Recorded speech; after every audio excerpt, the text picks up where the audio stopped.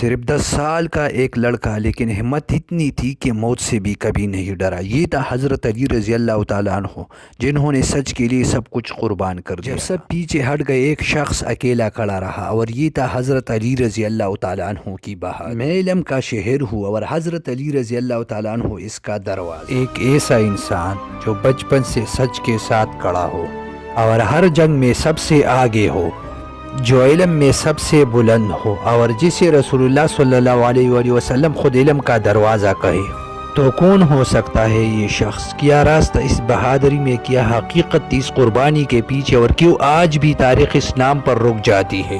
یہ کہانی ہے حضرت علی رضی اللہ تعالیٰ عنہ کی۔ حضرت علی رضی اللہ تعالیٰ عنہ اسلام کی تاریخ کا ایک روشن ستارہ تھا۔ حضرت علی رضی اللہ تعالیٰ عنہ رسول اللہ صلی اللہ علیہ وآلہ وسلم کے چچا زاد بھائی بھی تھے اور داماد بھی تھے۔ حضرت علی رضی اللہ تعالیٰ عنہ ان خوش نصیب لوگوں میں سے تھے جنہوں نے سب سے پہلے اسلام قبول کیا تھا۔ بچپن سے حضرت علی رضی اللہ تعالیٰ عنہ نے رسول اللہ صلی اللہ علیہ وآلہ وسلم کے صحبت میں پرورش پائی، اور وہاں سے سچائی، بہادری اور تقوی کا سبق سیکھا۔ اسلام کی ہر آزمائش میں، ہر مشکل میں، ہر جنگ میں حضرت علی رضی اللہ تعالیٰ عنہ ہمیشہ آگے رہے۔ یہ کہانی صرف ایک بہادر انسان کی نہیں ہے، یہ کہانی ہے ایمان، قربانی اور عدل کی۔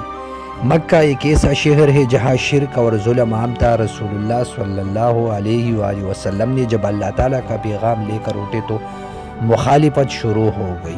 اس ماحول میں ایک کم عمر لڑکا خاموشی سے سچ کو قبول کر لیتا ہے۔ یہ تھا حضرت علی رضی اللہ تعالیٰ عنہ نے صرف 10 سال کی عمر میں اسلام قبول کیا۔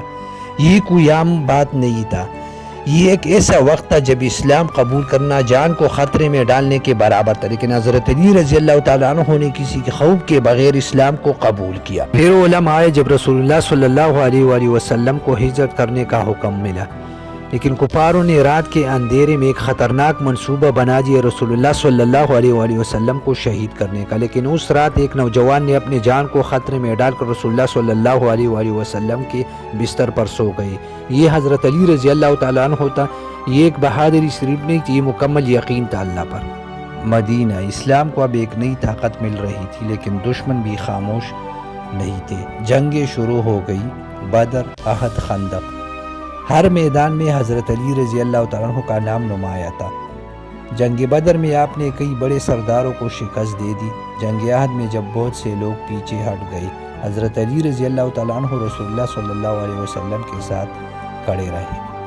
خندق کے جنگ میں ایک ایسا لمحہ آیا تھا کہ جب ایک طاقتور دشمن عمرو بن عبد میدان میں آیا، وہ اتنا خطرناک تھا کہ کوئی اس کا سامنے آنے کو تیار نہیں تھا۔ تب حضرت علی رضی اللہ تعالیٰ عنہ کھڑے ہوئے، ایک نوجوان، ایک عظیم جنگجو کے سامنے۔ یہ صرف جنگ نہیں تھی، یہ ایمان کا مقابلہ تھا، اور پھر ایک لمحے میں حضرت علی رضی اللہ تعالیٰ عنہ نے اسے شکست دی۔ خیبر یہ وہ مقام تھا جہاں ایک مضبوط قلعہ مسلمانوں کے لیے چیلنج بن چکا تھا۔ کئی دن گزر گئے لیکن فتح نصیب نہ ہوئی۔ پھر رسول اللہ صلی اللہ علیہ وآلہ وسلم نے فرمایا، کل میں جھنڈا اسے شخص کو دوں گا جو اللہ اور اس کے رسول سے محبت کرتا ہے، اور اللہ اور اس کا رسول اس سے محبت کرتا ہے۔ صحابہ بے چین ہو گئے، ہر کوئی سعادت چاہتا تھا۔